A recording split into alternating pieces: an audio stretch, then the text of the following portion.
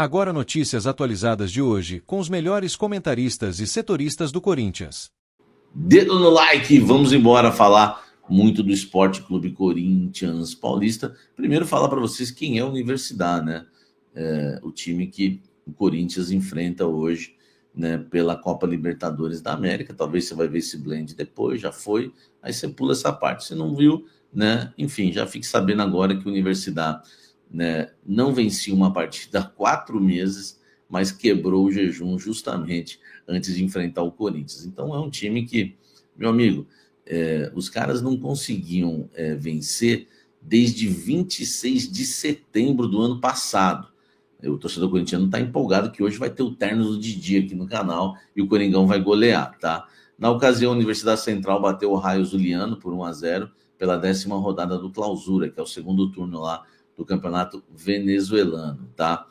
E agora, né, a Universidade venceu o Estudiantes de Mérida, né, pelo Campeonato Venezuelano, tá? A equipe saiu perdendo, mas virou o jogo, ganhou por 2-1 pela 4ª rodada do torneio Apertura, né, lá do, né, o primeiro turno do Campeonato Venezuelano, tá? O desempenho da Universidade não é bom, tá? No começo de 2025, a equipe disputou 5 jogos até aqui, 4 pelo Campeonato Venezuelano e 1 amistoso. Foram 2 derrotas e 2 empates, né, além dessa única vitória aí que eu já citei para vocês. A Universidade Central estreia na Libertadores, nunca disputou a Copa Libertadores, né? A equipe foi fundada em 1950, nunca teve um lugar de destaque no Campeonato Nacional venezuelano, mas fez uma campanha surpreendente no ano passado, quando teve a melhor campanha do primeiro turno e assim se classificou para a pré-Libertadores da América, né? Por esse motivo está classificada, tá? O elenco é bastante jovem, tem média de 25 anos de idade, boa parte dele foi reformulado para essa temporada, porque muitos foram negociados já que se destacaram no primeiro turno do ano passado, né, do Campeonato Venezuelano. O técnico é o Daniel Sasso, tá? Aos 42 anos ele está no cargo desde 2021 e faz seu primeiro trabalho como treinador efetivo. Antes foi auxiliar técnico nas seleções de base da Venezuela. A Universidade Central joga no Estádio Olímpico, tá? De Caracas, um dos maiores da Venezuela. O local pode receber até 30 mil torcedores, mas não costuma chegar nem perto de lotar os jogos da equipe. Enfim, né? A gente vai ter que aguardar para ver o desempenho do Corinthians hoje, tá?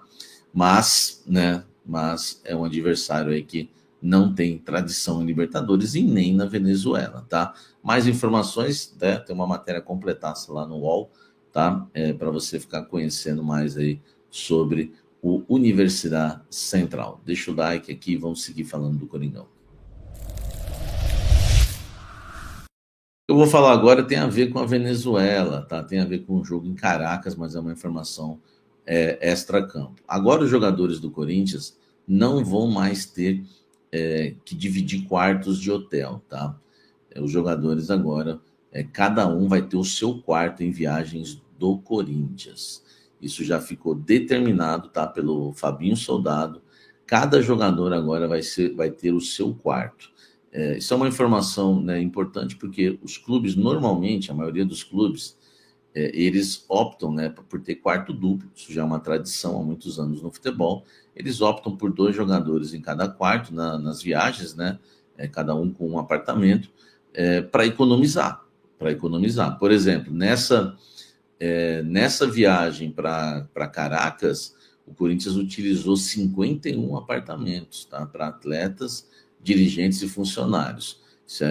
Então você já vai ver que esse custo aqui poderia ser reduzido pela metade, tá? O Ramon Dias, o Emiliano e o assistente do treinador, o Diego Pereira, né, o preparador físico, a médica Ana Carolina Cortê, que também é a única mulher do grupo, e tá mais do que certo, e o roupeiro também foram alojados aí em quartos únicos, tá? O restante da comissão, quarto duplo.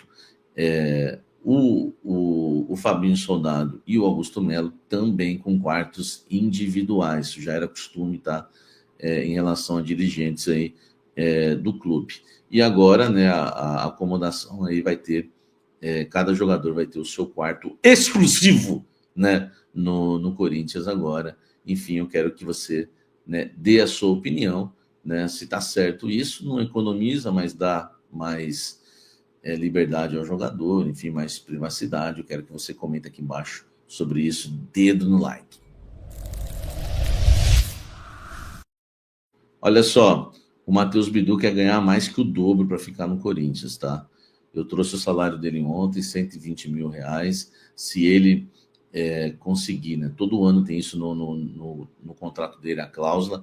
Se ele atingir 60% dos jogos, vai para 150 mil. Se ele atingir 80% dos jogos, né, com a camisa do Corinthians no ano, vai para 180 mil. Então a gente imagina, né, daria aí, né, daria 240 mil se fosse só o fixo. Se ele jogar 80% dos jogos, 360 mil. Como ele quer ganhar mais que o dobro, eu não sei que se mais que o dobro é muito, imaginamos aí que o Matheus Bidu deve estar querendo um salário aí uns 400 mil no Corinthians, tá? É bom lembrar que ontem eu trouxe alguns salários para a gente, né, estar comparando.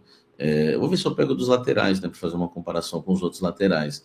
Mas o Héctor Hernandes, por exemplo, ganha 450 mil, o Pedro Raul ganha 720 mil, o Romero ganha 930 mil, tudo isso eu digo já somando CLT e direitos de imagem, tá? Então, informação importante aí para você, Matheus Bidu quer ganhar mais que o dobro para permanecer no Corinthians. Ele tem contrato até o final desse ano. Você renovaria com o Matheus Bidu? Comente aqui embaixo agora.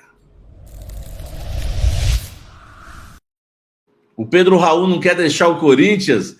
Quem que é esse, hein, meu irmão? Ele tem contrato até o fim de 2028, fez um super contrato. É um jogador que custou aí 5 milhões de dólares, né? Quer dizer, quase 30 milhões de reais. Um atleta que ganha, como eu já disse, 720 mil por mês. O Corinthians e o Ceará estão se acertando, eles estão lá discutindo a divisão dos salários, né? Quanto que o Corinthians vai pagar, quanto que o Ceará vai pagar. O Ceará não vai pagar o salário total, o Corinthians deve pagar até um pouquinho mais. Enfim, o problema é que o jogador está indeciso, tá? A informação do GE é que o jogador está indeciso, não está certo de jogar no Ceará. Ele já recusou jogar no Ceará quando o Ceará fez a primeira investida, agora essa é a segunda investida do clube cearense e ele continua na dúvida. Na verdade, ele está igual o Luan, ele acredita que é melhor permanecer no clube, ele tem um bom salário, um bom contrato, e acredita também que pode dar a volta por cima. Por enquanto, o Pedro Raul está dando uma segurada e evitando esses clubes.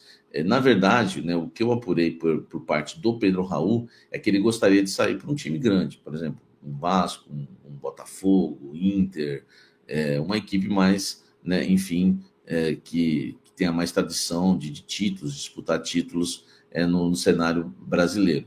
Mas existe uma esperança ainda, porque o Corinthians e o Ceará, as duas diretorias, estão tentando convencer o jogador a aceitar o contrato de empréstimo, né, alegando que até o fim do ano, que ele pode jogar, que ele pode ser valorizado, que ele ainda tem um contrato muito longo com o Corinthians. Terminando esse ano, ainda tem 26, 27, 28.